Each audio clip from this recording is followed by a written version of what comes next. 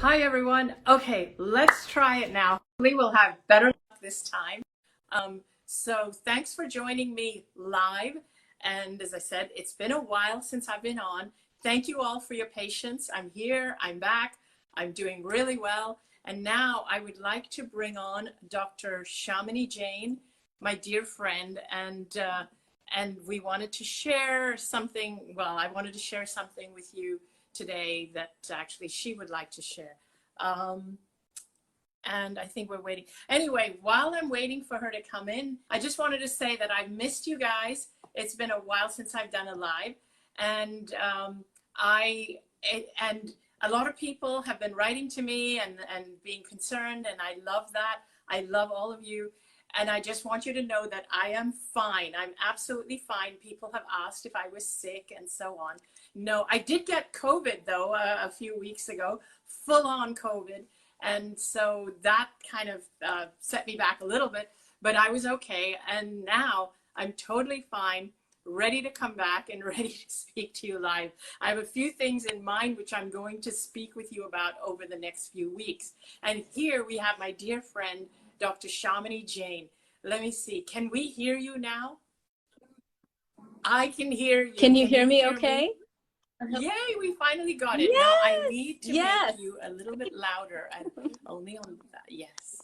It's so interesting. Yeah, we've been having a bit of technical difficulties. Have been on my side, you guys, of like around being silenced, I guess. It's very, it's very interesting, Anita. And thank you so much for bringing me on to have this chat. I miss you. I had so much fun when we were in Sedona We together. really did have a really lot of wonderful. fun. I miss you, and I really miss doing the live events, and I'm starting to do them now, and I think you are as well. Yeah.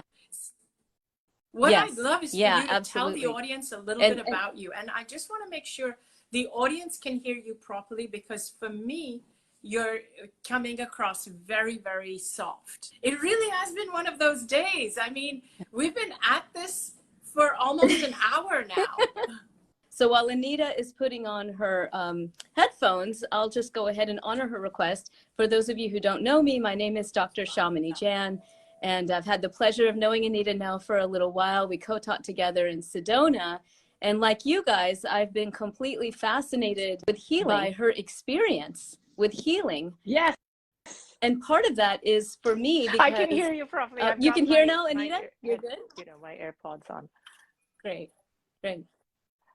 Well, Anita, I was just sharing with everyone that, you know, we've met recently. We've had the pleasure of co-teaching together. And like everyone who is probably on with us right now, I've been absolutely fascinated and inspired with your story and your experience of healing. And coming from the scientific viewpoint, so I was, you know, raised here in the United States. I attended some of the best universities in the country, privileged to do that, studying neuroscience and a field called psychoneuroimmunology, which is a very fancy term for exploring the mind-body connection. And I've done many studies at this point in an area that most of you would probably call energy healing. I and my nonprofit, the Consciousness and Healing Initiative, have been dedicating ourselves for many decades now, really the entire community, in trying to help understand things like Anita's experience, right? How is it that our experience of an expanded sense of consciousness, an expanded awareness, a feeling of energy, energetic connection, even across time and space, right, can translate into these powerful healing effects? So I've done my own randomized controlled trials at UCSD, where I did my PhD graduate work, and my colleagues as well in this area that we call biofield science, which is the study of energy and information as it guides our health. So, you know, it's a little bit of background about me. I'm also a clinical psychologist. I'm also a singer, all these things.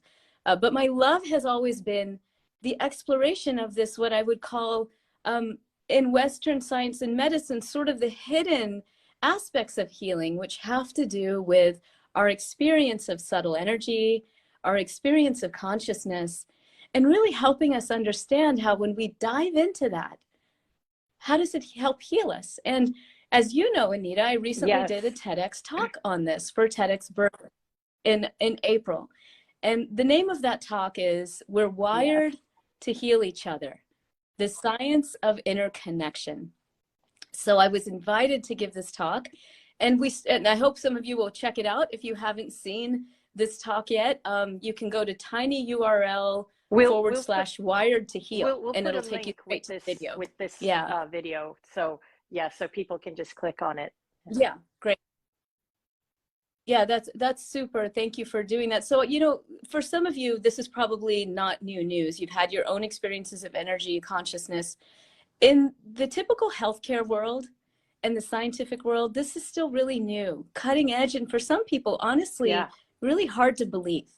So in my talk, I really, as you know, Anita, I kind of went through the evidence. The wonderful people at TEDx Berkeley who invited me to give this talk really asked me to do it so in a way that I really shared the evidence base. I wanted to share stories like you, Anita. I wanted to share stories that I've written about in my book, these incredibly profound healing stories. And they said, Shamini, we know that usually TEDx talks, you give these stories, but you know, your charge is different here. People don't realize there's evidence. And so we want you to really talk through some of the science behind energy healing and the science behind our ability to heal. So I did that in the talk. And I also talked about why is it so hard for us to believe this data, even when it comes in. So for those of you who haven't been up on the data lately, I'll just quickly summarize because I really want you to know about it. We have over 125 randomized controlled trials in biofield healing approaches. Those include things like Reiki, healing touch, laying on of hands, energy psychology practices like thought field therapy, you know, others, right? EFT is a popular one.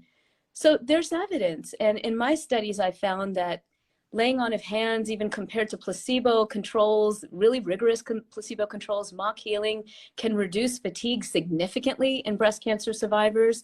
We see effects down to the physiology for our breast cancer patients, including immune function, hormone function, and most recently, really wonderful data coming out of MD Anderson Cancer Center with mice, with animals, and their cell studies too, that are showing that energy can have an effect all the way at the cellular level, reducing the spread of cancer, influencing what we call inflammatory cytokines, which are just immune transmitters in the body, right? That send certain signals that might make cells move in a certain way. So, you know, I've detailed all the science in my book, Healing Ourselves, which is published by Sounds True. And anyone who is interested can find all of that data as well as healing practices there.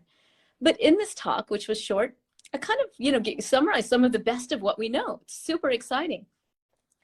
And then I talked about why is it that we have a hard time believing this? And we talked about, you know, bias and what I call monocultural ethnocentrism, which essentially means we all come from a certain culture. We have certain lenses, right, on just because of the way we were raised. And we see that the way that we're raised, our culture, the way we think about the world, our cosmology, if you will influence the way we think about health and healing, right?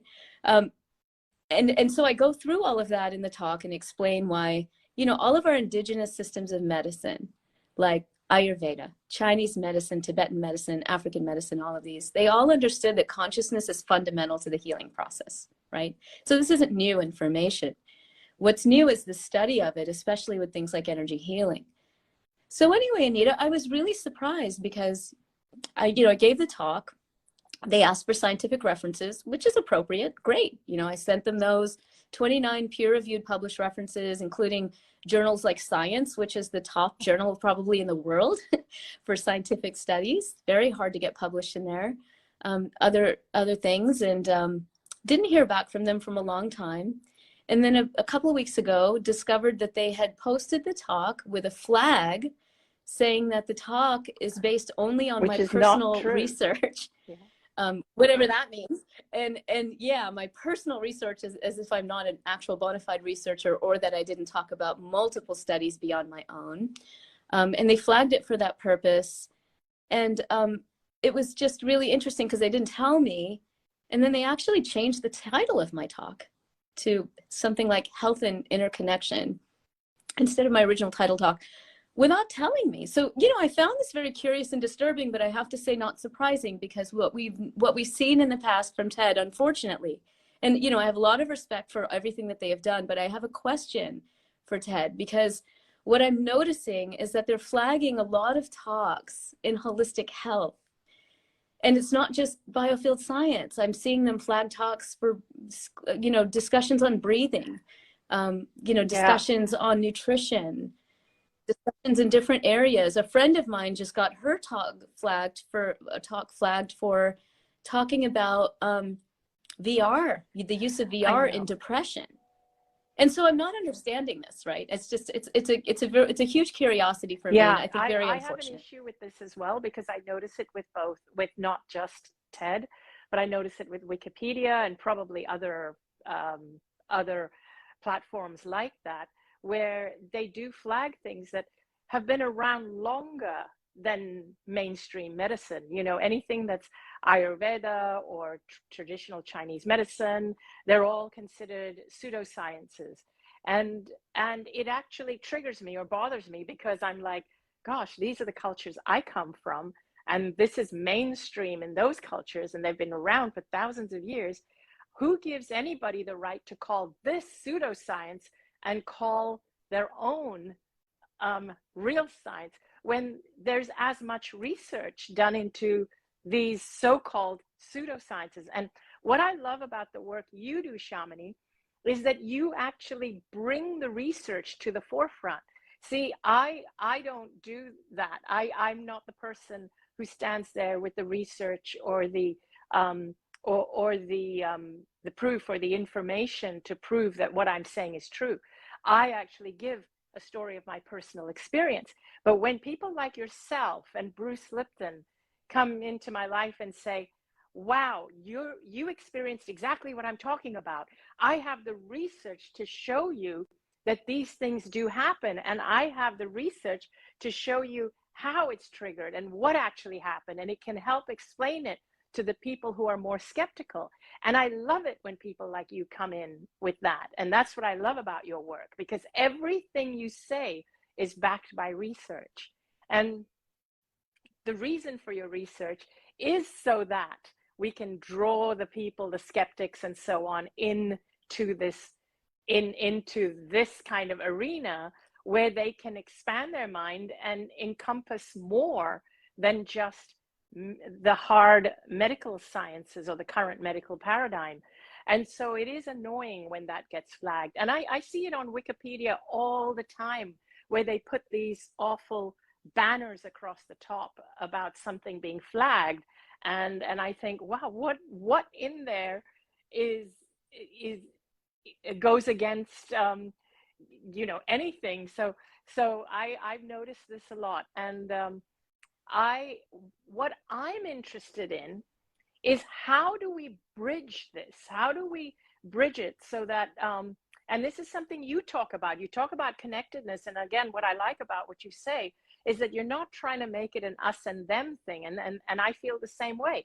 I don't want it to be a science versus spirituality. I want it to be a marrying of the two. One doesn't have to exclude the other. Because some people's minds do need more evidence, because they don't want to buy into something or be sold something just because they're being gullible and believing something because someone's telling them so. So they need a little bit more evidence. I get that. But then when you provide the evidence and then to be called a pseudoscience, that is a rejection. That's actually a rejection, you know, Anita, for me, of a belief that's beyond somebody's own dogma. And here's the issue. I think this is the key issue. I've been doing this work for a long time. Okay. I'm not even incensed about TED flagging the talk because it's my talk. That's not the issue. And let's just be real. Science and spirituality are two methods of coming to know ourselves, ideally, right? And knowing the world. So as you say, they're not at odds. They're just different methods. That's all super. The reason we do the work and the reason we do the research is not because we feel like we have to prove that this is real. We really don't. Like, everyone's experience is going to lead them to that, right? Ultimately, it's about the experience, and we know that, and that's why we love teaching, right? Because we bring people into the experience. Here is the issue. If we want these healing practices to be accessible to everyone, That means that we have to be able to allow them in the hospitals and clinics and the community clinics, and have reimbursable methods where people can actually come in, for example, to an ER, and instead of getting, you know, a narcotic to deal with pain, Yes. they could get healing touch. Okay. So the only way that we can do that is to be able to do these studies and share them with our fellow scientists and the healthcare providers, so that they can say, wow, you know, this is really helpful for people. And it would probably actually save us money if we did these sorts of holistic practices and integrated them into the hospitals and clinics. And so that's really why we do the research. I'm over trying to convince skeptics. Like, I don't care. You. First of all, the whole definition of it. Yeah, right. The whole definition as a skeptic is actually someone who's open-minded, right? But it's a true scientist, someone who comes in, I don't know, you know, like, isn't that how we come into spiritual inquiry? We don't know. We don't know until we, you know, we learn. Exactly So, right. In fact, I decided a long time ago that I wasn't going to convince anyone that what happened to me was real, and it's true, and it really happened. I decided a long time ago that it's not my job to convince people, but I wanted to share it because I wanted people to know what's possible. I really wanted them to know, and I felt it was part of my mission for coming back, was to let people know what's possible. I couldn't not share it. I couldn't not set the story free, hence why I put it on the website and I did the YouTube videos. I couldn't not do that. I just kind of felt I have to. I wanted to shout it from the rooftops. But at the same time, when I got challenged by, let's call them debunkers, and so being skeptic is healthy, but a debunker is someone who refuses to see beyond the dogma that they've chosen to believe in. And of course, I did have to deal with debunkers, but I chose not to challenge them. But interesting things happen. Like when I chose not to challenge them, what happened is that they started to realize, or they started to see, that my life was working for me in a way that theirs wasn't. They started to see that the people who actually understood what I was saying and believed what I was saying, their lives was working for them as well. And when they started, so for them, they saw the evidence, and that's when they started to come over more to this side of the camp. And I started to see that because I would get people write to me and say, you know, I wrote in your Facebook some time ago and said some mean things to you, and I'm really, really sorry, because I know people who've been following you, and I've been forced to watch some of your videos, and I now really see the value in it. So I've had people write things like that to me, which I think is really rewarding. So wow, the thing that's is beautiful. I love what you shared. Yeah, because it's like living by example, right? You asked the question, well, how do we bridge this gap? And, you know, like you said, it's not an us versus them mentality. And yet when we see these sorts of gatekeepers like Ted sort of stifling the evidence, it's concerning. And so at the Consciousness and Healing Initiative, our nonprofit, part of the way we try to bridge that gap is to provide free information to the public around healing practices, right? So we have healers like yourself that come in and share webinars every first Friday, as well as scientists who are kind of sharing some of the cutting edge work. We actually have a new course that's going to come out toward the end of September on the science of healing, which is going to be evidence-based for healthcare practitioners to get continuing education credits, but also every week we're going to have healing practices, because it's going to be wonderful, you know, because I think the key is that we will have to continue to share as we do in all of the ways that we do. And this goes for everyone watching. I know that, thank you. I'm seeing some comments from friends here. One of my friends, John Hoffer, mentioned, you know, it was some of the research that we shared that enabled him to do the wonderful work that he does, providing healing practices in the VA hospital. So I know many people watching right now are healers. You're out there in service, you're doing the work. And I want to thank you. We're all in a collaborative partnership here because we work to try to support the work that you're doing out in the field and for patients every day. And the best thing that we can do is, like you said, lead by example, like continue to do that. And it's important that we do share the evidence, because there is, in my view, this is where I'm coming from. There is absolutely no reason why, if a practice is evidence-based and evidence-informed, given the amount of suffering that we have from chronic disease and mental health issues, that we shouldn't be integrating this into healthcare.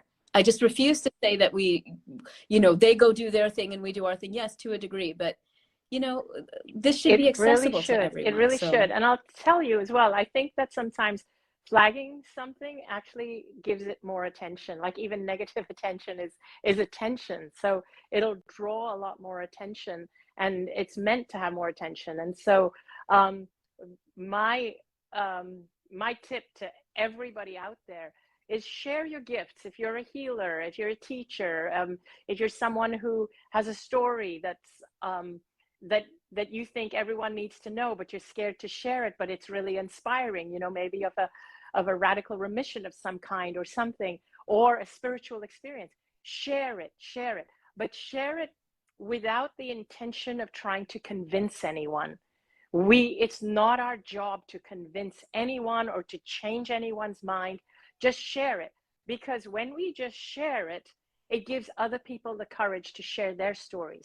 And the more that people share this, the more it becomes normal and common and mainstream. And the more that people hear it, the more that they start to notice these things happening in their own lives. And the more open they become to looking for these things happening in their own lives. What happens though when we do the opposite, when we try to convince people, and we think it's our job to convince them, what ends up happening is they actually end up pushing back. And also what happens, and this is one of the things that is often my concern, is when we create this us versus them, because we're trying to make them wrong. And that's the thing. Don't make them wrong. Just show them what you believe, share it in a benign way, and let them see how your life is working out for you. But once we try to make somebody wrong, they're going to get defensive, and they're going to get pushed back. They're going to push back at you. You're going to get pushed back. And what happens is, if you are sharing something that is incredibly valuable, and you're trying to convince everyone that you have the secret or the answer to help people, like maybe even people to cure cancer and reverse tumors, but you found this natural way of doing it, and by all means share it. But the minute you try to convince people and you get the pushback, what ends up happening is they end up discouraging you and trying to shut you down. And basically the gift that you have discovered, it almost feels like that gift gets taken away. I discovered this very, very early in my journey when the near-death experience first happened to me. And I honestly felt that I had discovered the cure to cancer, because there I was at stage 4, end stage, organs shut down, weighed 85 pounds, my muscles had atrophied, my lungs were filled with fluid. I was in a coma, and there was no chance I was coming back. But my spirit and my mind was somewhere where I just touched on something that made me realize how absolutely powerful I am, and that I still had a purpose. And I knew that once I knew that, and once I made the decision to come back into my body, nothing physical could touch me. Nothing physical could change that, because it was coming from the highest level. Now, my reason for sharing the story and my curiosity has always been, can we help people who are sick attain that level of consciousness, so that, and it means, you know, like discovering, is it your time? What is your purpose? It is realizing that you are powerful. Where did I give my power away? Where can I reclaim it back? That's what happened to me. But you know, it's like it happens in this amazing and powerful way. And my reason for sharing it is, how can we recreate that so more people can experience it? That's always been my purpose of sharing it. Like, let me share this. This is what happened to me. So maybe you can recreate. I mean, you know, this is my intention when I share it with people. But what happens is that when you try to convince everybody, if I were to say, I have the cure for cancer, I can heal cancer, what would happen is I would get debunked so bad and be told that I'm a quack and a crazy person, that my the gift would actually be even taken away from me, to the point where even I would start to doubt it, because all you're dealing with are people who are challenging you. So basically, yeah, that would be my message to everyone. Don't challenge people's beliefs, but just put your truth out there. Just keep putting your truth out there. And I found that works for me. Yeah, with the joy and the light that you just shared. I mean, even just sharing that, right? Because that's what people connect with. You're living by example, you know, and it's your journey continues, and you're continuing as a teacher to share with people to continue to be aligned with your spirit, right? Because of course we want these opportunities for breakthroughs to happen when we're sick and when we're suffering. And yet, obviously, you know, to be continually aligned with spirit just makes everything that much more beautiful. And who doesn't want that, right? So everyone can connect with that. It's Well, such wise words. And that's, yeah, and that's all I, you know, that I like to do in my workshops. But the thing is, not everybody is ready for the kind of information you and I have.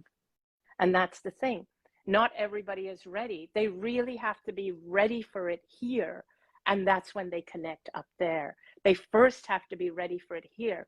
It's like when I hold workshops, when I take people on these journeys to connect with their spirit, they have to be open here to get there.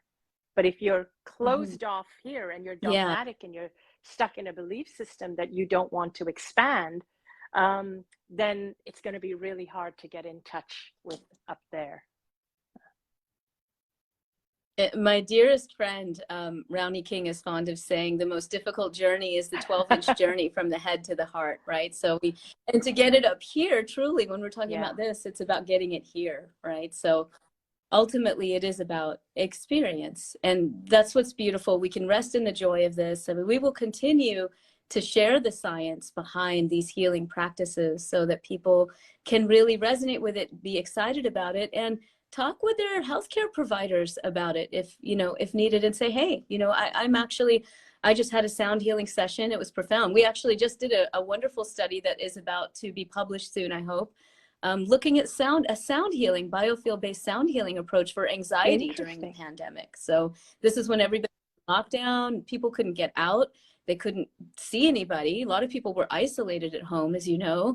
And we wanted to know, you know, these biofield-based approaches work at a distance, right? That's what all the healers say. Well, is there, you know, can we actually look at this from a scientific lens and see what the effects are? And indeed, in this, you know, this small feasibility study, we're now raising funds for the randomized control trial, kind of more robust, right, with proper control groups and all. But in that initial study that we saw with people who had diagnosable levels of anxiety, so they would have met criteria for what is called generalized anxiety disorder. In just a few sessions of receiving this biofield-based approach with sound, they dropped down to not having criteria for that anxiety disorder anymore. And, you know, coming back to the title of the talk, you know, for those who watch it, you'll see that the whole talk is about connection, because the most healing thing that we can do is to connect with each other. And we truly are wired for connection, right? Whether it's looking at our brains or looking at our energy, and the science supports all of that. It's really beautiful. So for me, you know, doing the science is a beautiful thing. It's just another, you know, peel of the onion of revelation, you know, of like, wow, we're so amazing as human beings. You know, there's so much that we can do. There's absolutely no end to the expanse of consciousness that we can dive into to connect with another person and help them on their journey. And That's really it's really beautiful. You really put it in a really beautiful way. And I just want to share a quick story before we end, just so you know that it's just that we are in this kind of paradigm right now that's not where most people are still not completely ready to accept a lot of the stuff that for us is normal and we talk about as normal everyday things. Going back to when I had my near-death experience, I was in the hospital. I came out of it. The doctors were shocked because in 4 days the tumor shrunk, and then in 3.5 weeks they could find no trace of cancer. So they were blown away. My own oncologist, I told him that I had a near-death experience. I said, you know, I actually experienced crossing over and experience my soul and my purpose. And then I told him, he was very moved, completely believed me. He said, you're not the first person I've heard a story like that from. And he said, I knew there was something outer, something divine that happened, because there's no way you could have healed. And he was the one, he knew I was going to die, and told my family that I wouldn't make it through the night. And anyway, so he was very moved by it, completely believed me, all of that. Move forward a few months, my story, you know, like people were spreading the word around the town where I lived in, the city where I lived in, and a newspaper journalist picked it up, and she was interviewing me, and then she said, do you think your doctors would be willing to confirm what happened to you? And I said, yeah, my oncologist, he believed me. I told him the story, and you can interview him. Here's the thing, when he was interviewed by the journalist, he threw me under the bus. He actually said, What did he say? you know, this happens sometimes. She certainly is lucky to be alive, and we did think she was going to die, but it was the intervention that we provided that saved her life. That's what he said. He said it was the intervention we provided that saved her life. He did not, he knew that it was not, but he had to say that. Now, here's the other piece to it, though. I did not get upset at him, because he was the top oncologist of the top hospital in the country that I was in. And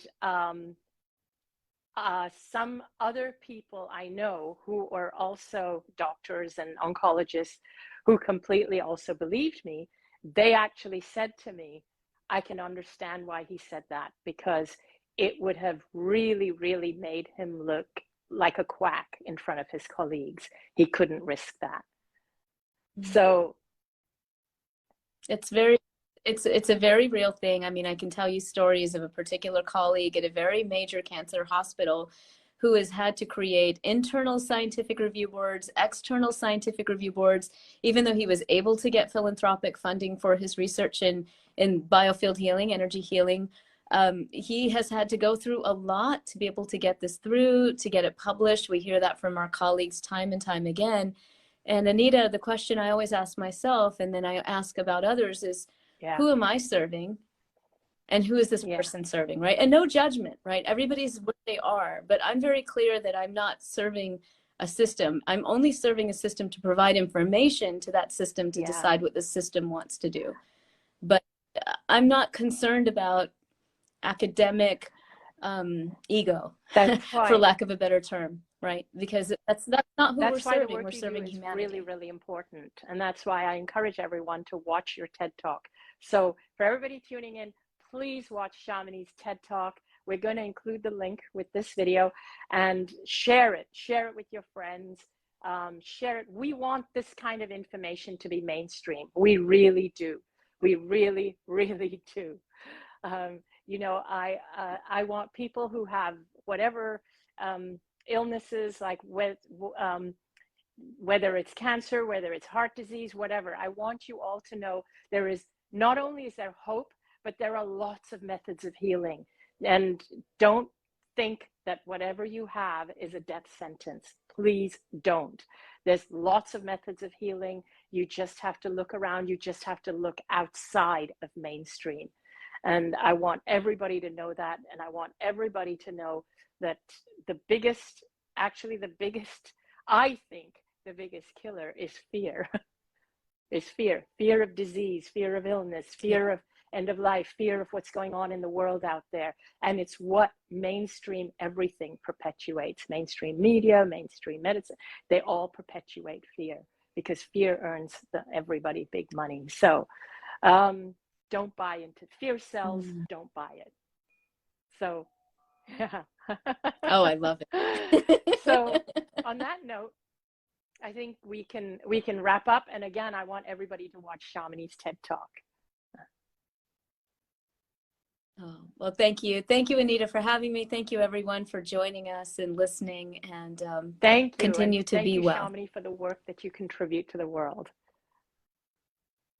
Blessings. Thank you.